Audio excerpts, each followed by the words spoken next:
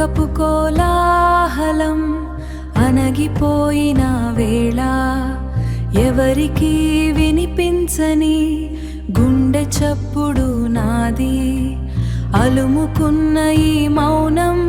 ఓ భారమై నలిపేస్తుంటే అడుగు జాడకై చూస్తున్నా కనురెప్పలార్పక నీ అడుగు జాడకై చూస్తున్నా